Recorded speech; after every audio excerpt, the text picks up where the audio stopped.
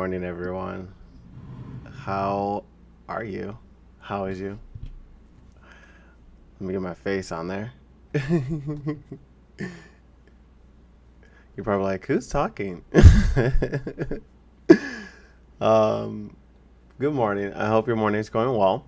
My morning is off to a really warm, graceful start today. I don't really know what to say. I had a really good. I have this like little mini book of like daily positive affirmations that I have at my bed, my nightstand, and I'll just turn to around the page in the morning. And today was a really good one. And on top of that, today's weather, Chicago's weather, is really, really Chicago in itself. It's really showing out. So yesterday was like 60 degrees. Today's it's anticipated to be 65. Now, usually, if you're from the Midwest, you know that this weather is on the verge of rain showers. So, which is good for anyone who collects rain, natural rain for their plants and things like that, which is really good for the plants. But if you're like me, you are trying to enjoy every bit of the sun. So I have some extra light coming in from over here and up in front of me, and it's just a really beautiful day. I hope you all are having a beautiful day as well. But hello, welcome to the HIV news report for April 10th. In this report, we have a lot of stories to go over. Some really good stuff, right? Some really important stuff. Not really, no events, none this event. So you have to follow me on my Instagram and TikTok for any events that are happening. I didn't see anything in my inbox, but if you are aware of one, let me know. This week just seems a little bit dry, which is it's just fine. Sometimes we need a break. But my name is Dion. I am Dusty Lion. I am your host for today. I will be talking to you about news within the world of public health and entertainment, and also information regarding updates in the world of HIV, right? That's why we're here today. So, we're going to be talking about some local and political stories as well. But I hope you all are excited because hopefully you can get some ideas to which you can get involved with. Each of these stories generally have a call to action, right? I'm really trying to be very cognizant on that because I feel like we can all do a little bit of work in our community. But before we dive in, I just want to thank you all for showing up today. And also, I want to take a moment of doing a dab of our tea because we never get the day started without taking a sip of the tea and a read of some affirmation on today's news report. So, raise your glass, bring it in. Bing! Now, I've been on a huge bench with dandelion and root tea, and it's really good. I even had one of my coworkers, I think it was a tumor? It wasn't turmeric root. It was a root, but it was celery root, and I made celery soup from it. It was so delicious. But this is what it gives me very earthy flavors in the morning. It's very, very good. But today's positive affirmation comes from James Russell Lowell. And James says, one thorn of experience is worth a whole wilderness of warnings. One thorn of experience is worth a whole wilderness of warning. That's good. Well, I want to thank all of you for joining this one thorn of a session. If this is your thorn in the morning, or if you're going through a thorn in the morning, and this is sort of that wake me up to get your day started, right? So I just want to thank you all for being here, supporting my channel, supporting this news report. I do have an update to share with everything as well, but I also just want to give gratitude and space because I would not be doing this if it wasn't for you, and also I kind of would be doing this if it wasn't for you. So thank you. But throughout the stream, I encourage you to ask any questions in the chat that you may have about some of the stories that we're discussing today. I'll do my best to answer them. I'll do my best to interact with you all in the chat. But in the meantime, between time, sit back, relax, and enjoy the stories that I have for you all today. So let's go ahead and jump into our first story here, which is London aims to eliminate HIV transmission by 2030. I give you my announcement at the end of the show, so I know I just bulldozed through that, but it's okay. It'll be worth it. But London aims to eliminate the HIV. Why I say it like that? Like the HIV. That's so silly. But London aims to eliminate HIV transmission by 2030 with the implementation of pre-exposure prophylaxis. That means implementing PrEP, which is a daily regimen that people who are not living with HIV take every day to prevent HIV, and its percentage prevention is over 99%, 99.9%, I believe, or 99%. I'll take that's the one I'm most familiar with that statement or that statistic. But anywho, they want to go ahead and use other preventative measures according to their mayor, Sadiq Khan. So Khan had announced the ambitious goal on this past Thursday, stating that the city's efforts will focus on increasing access to PrEP medication, expanding testing and treatment options, and addressing stigma and discrimination related to HIV. Quote, London has made significant progress in reducing new HIV diagnoses in recent years, but we must do more to tackle this epidemic and end HIV transmission once and for all, Khan said in a statement. We know that PrEP works and we can significantly reduce the risk of HIV transmission, and we must ensure that everyone who needs it has access to it. You are on the money, Khan. So, with PrEP being said, again, PrEP is taken as a daily regimen, but as revealed in a 2017, the drug, also known as PrEP, that I'm talking about, was made available for free on the National Health Services (NHS) in England. So it's free, but it does not mean that it is accessible, which is a good point that he's bringing up. London has seen over a 40% reduction in new HIV diagnosis since 2015, but the city still has a high rate of HIV transmission than the rest of the country. In 2019, there were about 3,204 new diagnoses in the capital, compared to the 4,139 diagnoses in the whole of England. To achieve its goal of eliminating HIV transmission by 2030, London will need to really work on and work with their healthcare providers, community groups, planning bodies, and of course other stakeholders to increase access to PrEP. It's not a one man mission. This is going to take a team, and they're off to a really good start. But expanding their testing and treatment services and options, but also raising awareness on the importance of HIV prevention. The city will also launch a new campaign to tackle stigma and discrimination related to HIV, with the aim of ending the negative attitudes and beliefs that can prevent people from accessing testing and treatment. Quote, this crucial moment in our fight against HIV, said Professor Kevin Fenton, London's Regional Director of Public Health. Quote, we have the tools to end this epidemic, but we need to work together to ensure that everyone who needs them can access them.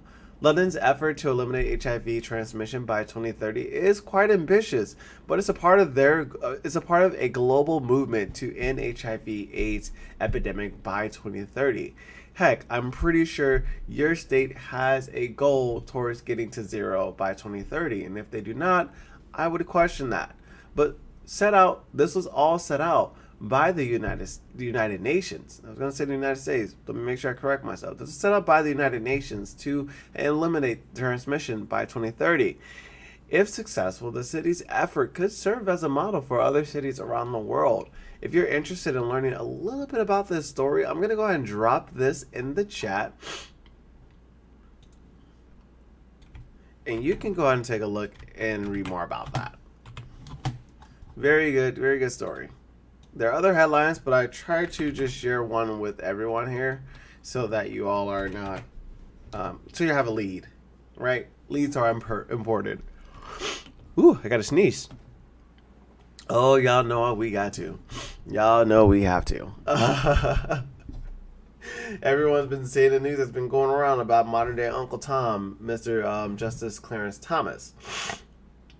But Supreme Court Justice Clarence Thomas failed to disclose or decided not to no longer disclose. I even read that he is choosing not to disclose over $2,000, $20,000 worth of gifts and travel expenses on his annual financial disclosure forms for at least the last 5 years, or according to a report by ProPublica. The report reveals that Thomas and his wife, Virginia Thomas, received gifts and expenses, paid trips from conservative organizations, wealthy donors, and business leaders, many more of whom had cases before the Supreme Court. The gifts include luxury vacation, private jets, and expensive meals at exclusive restaurants. In some cases, the donors had significant interest in the outcome of the case before the court had any say in it. The report also raises questions about whether Justice Thomas violated federal ethics rule by accepting gifts from donors with businesses from before the Supreme Court. Yeah, he did. And they about to tear his you-know-what up. He about to be an example. And you know what? He needs to be. But Justice Thomas failed to disclose all of these gifts and travel expenses and paid trips is particularly concerning given his role on the justice of the highest court in the United States, responsible for implementing the law and making decisions that impact the lives of millions of Americans and to set precedents. In response to the report, a spokesperson for Justice Thomas said that the justice, quote, misunderstood the filing instruction. Then what was he doing before the 5 years? What loophole are we talking about here? What are you trying to build? And that he has amended his forms to include the previously undisclosed information.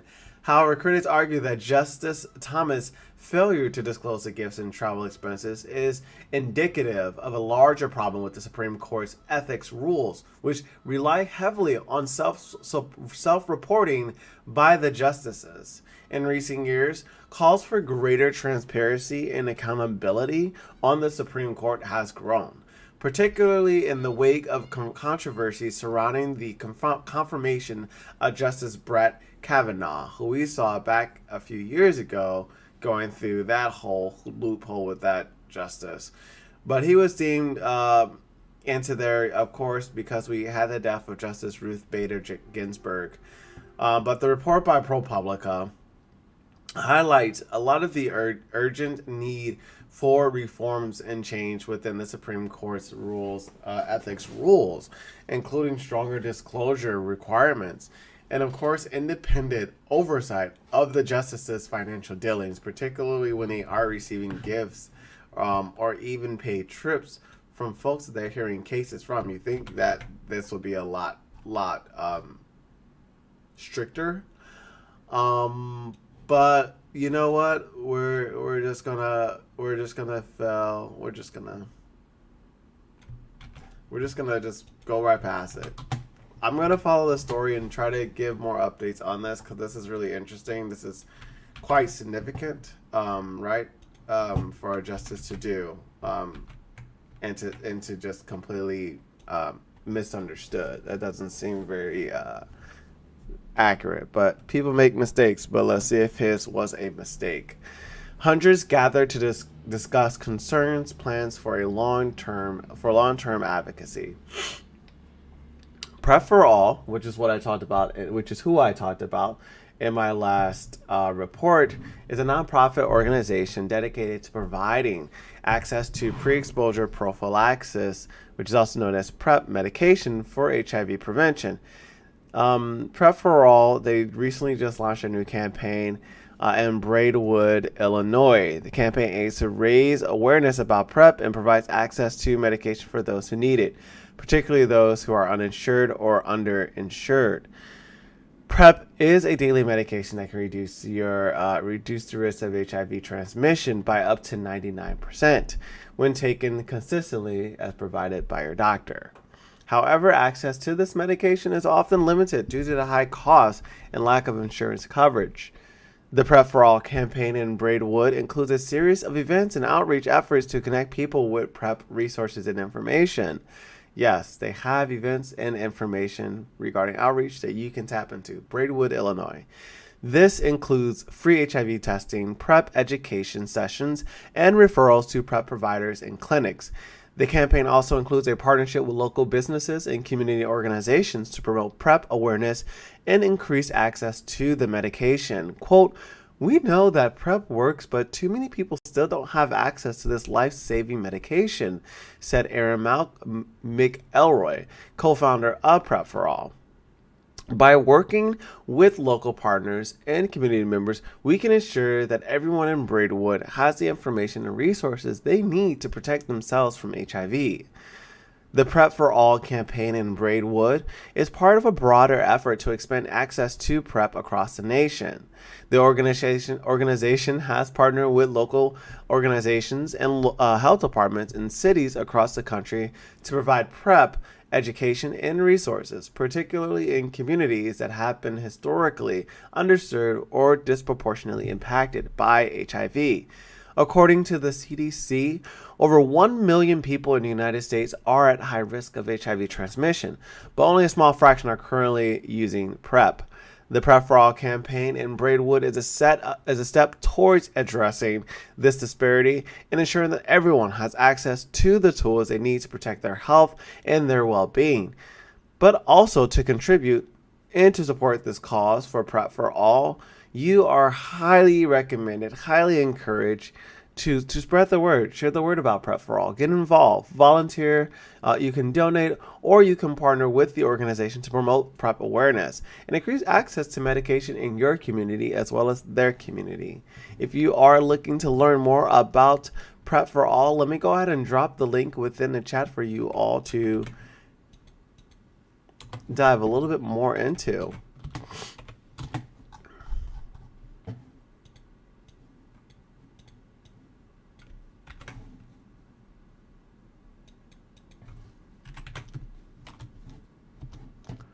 Oh, sorry for that bracket, that closed bracket. All right. Hey, excuse me. I need my coffee, my tea. HIV testing declined among key groups during the first year of the COVID-19 pandemic, a CDC report finds. New data from the from the CDC published ahead of the National HIV Testing Day shows a sharp decrease in the number of HIV tests administered in healthcare and non-healthcare settings during the first year of the COVID-19 pandemic. According to this report, HIV testing funded by the CDC declined by 43% and 50% in healthcare and non-healthcare settings, respectively, from 2019 to 2020. These concerning drops were seen among groups disproportionately affected by HIV, such as gay and bisexual men, transgender people, Hispanic and Latinx people, and Black people. The data highlights the urgent need to scale up testing and reduce disparities among this groups of people who could both benefit most from this HIV care prevention and care. The CDC encouraged partnerships between state and local health departments, community-based organizations, and healthcare systems to increase access to HIV testing services, including self-testing and routine opt-out screening in healthcare settings. HIV testing is the bridge to highly effective treatment and prevention, and delayed diagnosis can lead to negative health outcomes and consequences, and of course, an increase in HIV transmission. If you would like to learn a little bit more about this particular CDC report, you can go ahead and find the full report in the link below that I'm going to drop into the chat. Feel free, dive in, and hopefully next week, Monday, I can have a special guest jump on here and talk a little bit more about that and the work that's going on here in the state of Illinois. President Victor J. Dow's coverage of preventative services is crucial to protect health and contain health care costs. In a statement issued by the National Academy of Medicine, also known as NAM, I'm going to say NAM, N-A-M, NAM, NAM, maybe NAM. President Victor J. Zhu emphasizes the importance of preventative services and coverage in protecting public health and reducing healthcare costs. According to Zhu, preventative services are essential for identifying and addressing health issues early on, before they became more severe and costly to treat. Preventative services also promote better health outcomes and reduce health disparities. Zhu cites statistics that highlight the benefit of preventative services coverage. For instance, an estimated 100,000 people or 100,000 lives could be saved each year if all recommended preventative services were delivered effectively. Additionally, every dollar spent on preventative services saves between $2 and $10 in the future of healthcare costs. Despite the clear benefits of preventative services, many people still lack access to them due to the inadequate insurance coverage or lack of affordability. Zhu calls for policymakers, healthcare providers, insurers to work together to ensure that all individuals have access to affordable preventative services regardless of their income or insurance status. He suggests that policymakers can facilitate this by expanding Medicaid and Medicare coverage for preventative services, while also providing financial incentives for insurers to cover prevention services. Healthcare providers can promote preventative service by integrating them into routine care and educating patients about the importance of a routine preventative healthcare screening. Insurers can ensure access to preventative services by covering them without cost sharing and by incentivizing providers to deliver them effectively. I mean, honestly, in conclusion, Zhao is making a very valid case, and he is stressing this to a point that preventative service coverage is crucial for protecting the public health, reducing healthcare coverage costs across the spectrum, right?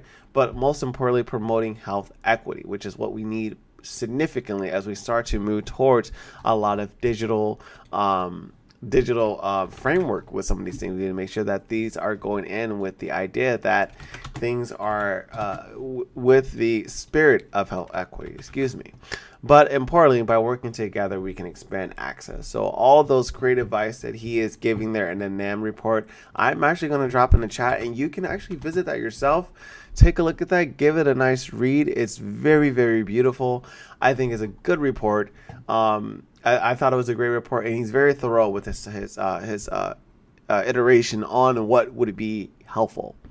So if you are a lawmaker, lobbyist, get on top of it. Florida considers updating Don't Say Gay law.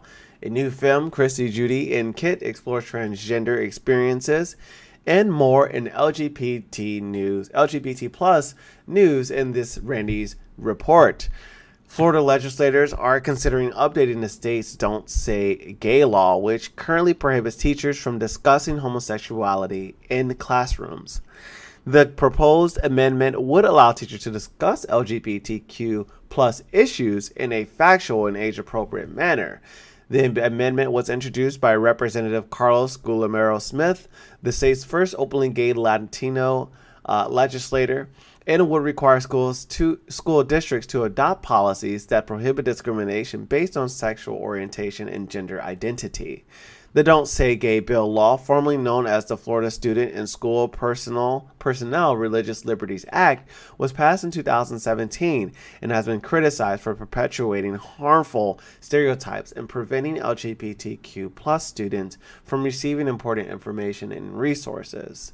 In other LGBTQ plus news, a new film titled Christy, Judy, and Kit is set to premiere at the Tribeca Film Festival this June. The film follows the lives of 3 transgender women who work at a New York City laundromat and explores their experiences of love, family, and identity. The film's director, Kit Zuhar, is a transgender woman herself and hopes that the film will help raise awareness and understanding of transgender issues.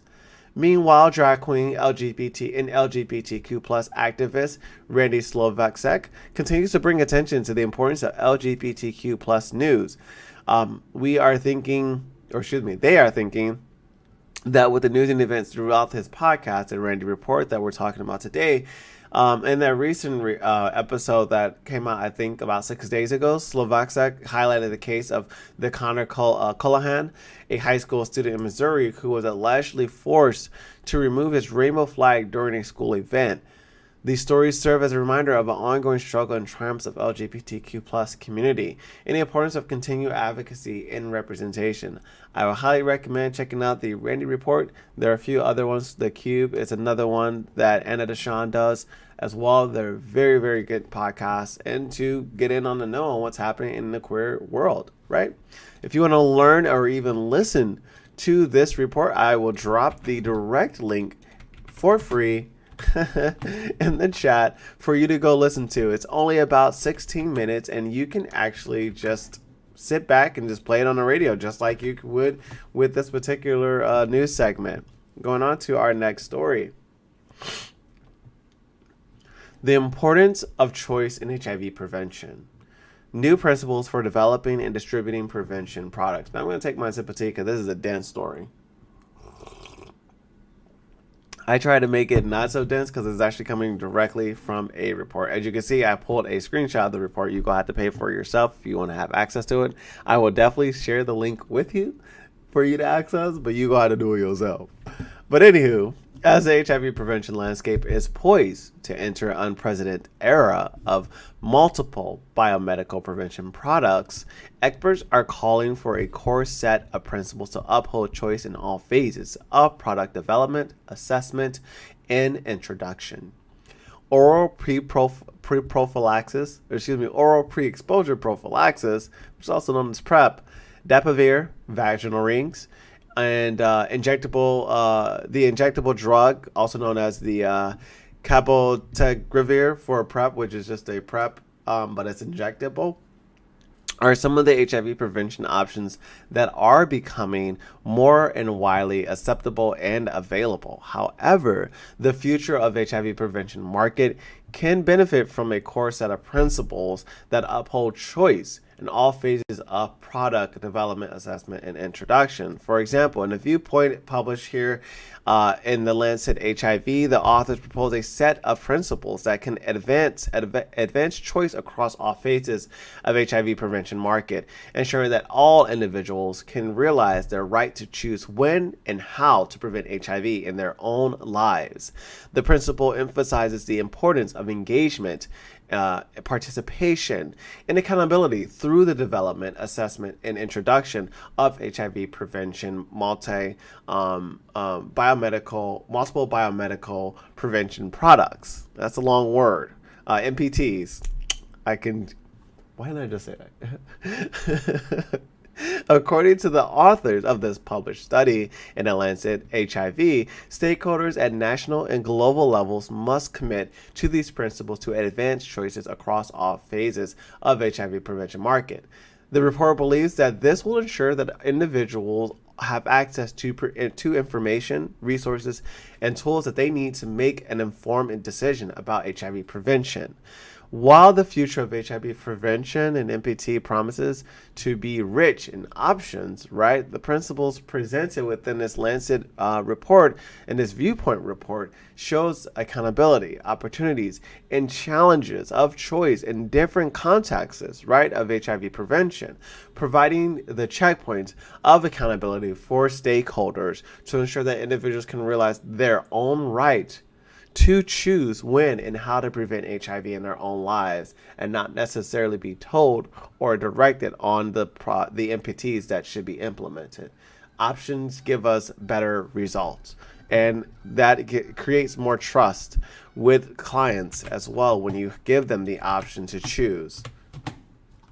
But if you want to read this report, if you want to sink your teeth into it, it's nice and long. Like I said, it's a dense text. You do have to pay for it.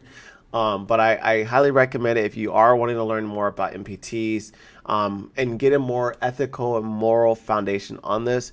This is the study to go to. I have not finished the report myself. I've use my tactics that I learned in school.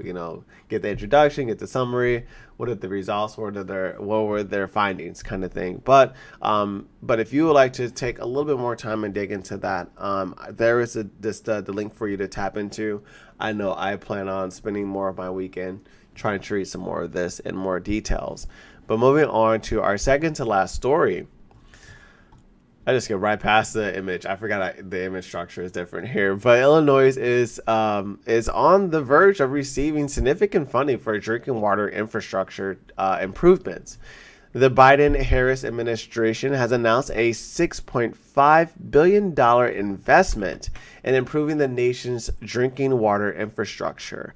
The funding aims to address aging infrastructure, support underserved communities, and improve water quality. If you are in Chicago and you drink tap water, unfiltered, get you a filter water gallon, a jug. Get spring water. Don't get purified. Get spring water. It's natural. It's good for your body. But don't drink just tap water unfiltered, because that stuff can be pretty toxic. I say that because I drink from my sink, and I have this water gallon, this like Gravity Zero, that was issued by the state of Chicago, or the city of Chicago. Thank you, Mayor Lori Lightfoot. But it has a little tester in there, so you could test the actual water. So I test the water in the whatever is in there, the dirt, the lead, or whatever it is high in there. So this filter has a 5-layer filter, and it just cleans the water, and it's so good at room temperature. Cold, like I never like cold water. I do not like cold water at all, and it's not because my teeth are sensitive. Like, I just don't like cold water. And also, fun fact, warm water metabolizes quickly within your body because it's the body's temperature. But anywho, if you are drinking tap water, long story short, get you a filter system, and this is why. Illinois is set to receive a significant portion of this funding, with a $357 million allocated to the state of Illinois.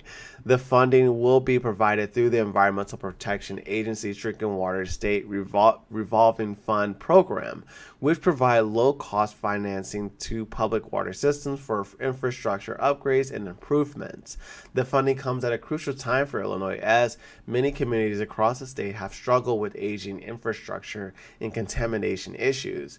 In particular, low-income rural communities have been disproportionately impacted by inadequate access to clean and safe drinking water. Illinois Governor J.B. Pritzker praised the funding, saying it will help ensure that all residents have access to safe and reliable drinking water. He also emphasizes the importance of investing in infrastructure to support economic growth and job creation in the state. The funding will support a range of projects across the state, including the replacement of lead service lines, upgrades to water treatment plants, and the installation of a new distribution system. The projects are expected to create jobs and stimulate economic growth in the state of Illinois. The investment in Illinois drinking water infrastructure is part of a larger effort by the Biden-Harris administration to address the nation's infrastructure's need. The administration has proposed a $2.3 trillion infrastructure plan, which includes significant investment in transportation, broadband, and clean energy, as well as water infrastructure. The plan is currently being debated in Congress, but if you would like to follow what I found on this little bit of story directly from the EPA's homepage, and you can do a little bit of research yourself, give it a Google search, give it a AI search, but that is a story that you can kind of tap into and read and get up to date on that. But we are moving on to our last story for the day, and I appreciate everyone still hanging in there with me. But Steppenwolf Theater presents How to Go, a new play exploring love and loss. Steppenwolf Theater Company is set to showcase their upcoming screening of How Blood Go, a thought-provoking play that explores the complexity of family dynamics and personal identity. The screening is set to take place on April 12, 2023 at 7 o'clock p.m. Central Standard Time, and will be followed by a live Q&A session with the cast and creative team. This is a free screening, and this is open to the public. How to Go weaves the presence and pass together to explore the strained relationship between the healthcare system and African Americans in this country. Just when Quintessia is ready to take her wellness program, quintessentials. I love that quintessentials to the market. She learned. I had to take a moment to read. I'm like, wait, okay, come on. Quintessential. This is actually just a copy and paste from their page, so bear with me. Takes to the market. She learns that her healthy body is not the product of her hard work, but the futuristic experimental device activated without her consent that makes her appear white to doctors and nurses. She must decide if she's willing to give up her blackness to make her dream come true. Meanwhile, Bean and her brother Ace experience unethical medical treatment in the American South, also known as the Tuskegee Experiment 1930 to 1970.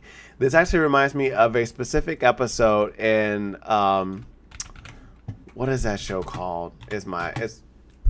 I know I'm saying it's my favorite show and I can't remember it, but it's because it got canceled on the second season. Lovecraft Country, where one of the characters, she is basically white for a day, and she is like in the South. She is enjoying the privileges. She is enjoying that she can be white and no one has to stare at her. She can ride the bus. She's a white blonde person, and she's enjoying it and living her life. She's got her a job as a manager, like she's doing it big. But then she's kind of has this sort of moral dilemma within herself. Sort of what's probably happening with Quintessia is this right for me to do, even though it's making my dream come true, right? Should I still be, even though I can't do this, should I be doing this, right? So that's the big question. I guess I would ask you, if you could be white for a day, or if you could be white at any moment and just go back black, would you? I don't. That's not a question for me because I love being black. I'm just gonna be honest. I don't want to be anything else. I know I've been a tree in my way, way, way, way, way long ago life. I was a tree, but I love being black. There is nothing like this experience, and I would love to be reincarnated again as a black person. Okay. But anywho, with all the black love that I'm just like throwing out here, I just dropped the link in the chat that you can check out. I dropped two links. I dropped the registration link, and I also dropped the link for the actual event. They have things happening all week. They're not HIV related, so that's why I'm like, they're not really considered events. But this one I thought was really significant because it talks about that relationship between the black community and, of course, public health. But this really explores it in a really, really interesting way. I would have never thought about it, to be perfectly honest. But we're going to be moving on to our sending our angels back home. This is our last story for today, so let's go ahead and jump into it.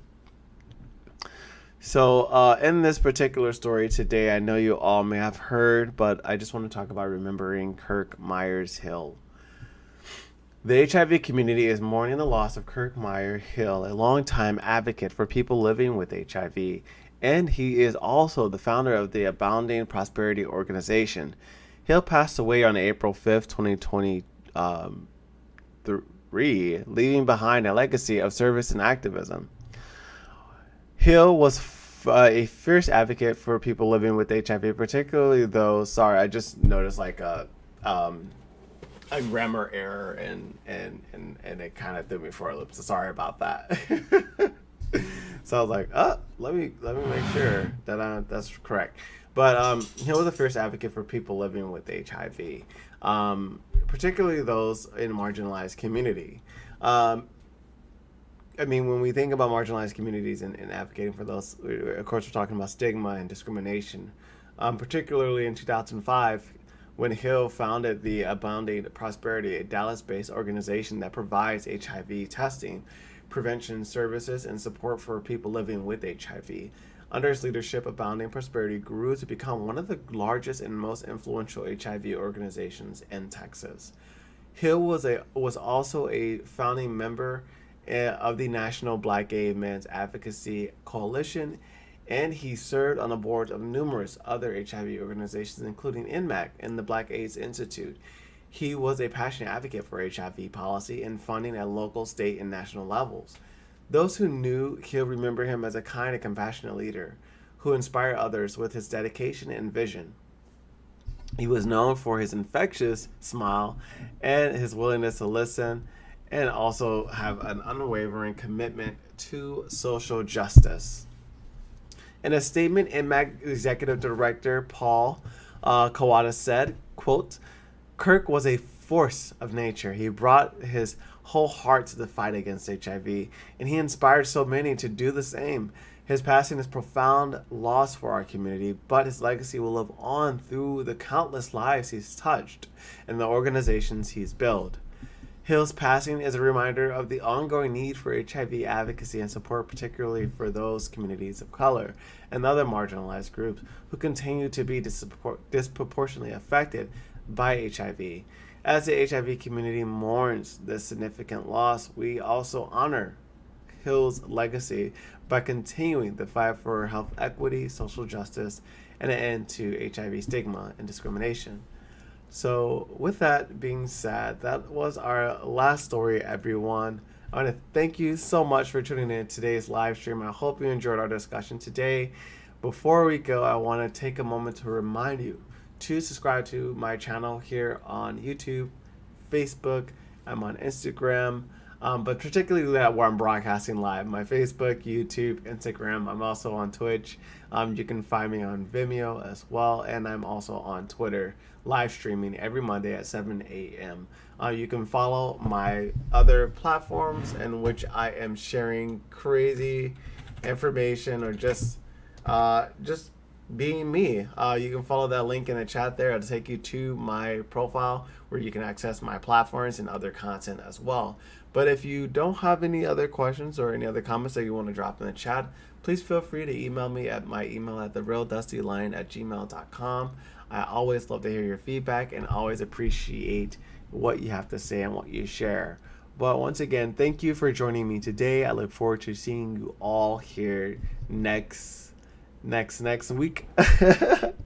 So that's part of my announcement. So next week, Monday, I will not be doing an HIV live broadcast, and I won't be doing one the following Monday. So actually, I won't be doing one for the 17th or the 24th. So this is actually going to be my last one. This is going to be hard not to do because I really love, I seriously, genuinely love doing this. This is such a passion of mine. But maybe this time away will give me some time to revamp a little bit of things here, right? And change some things, all right?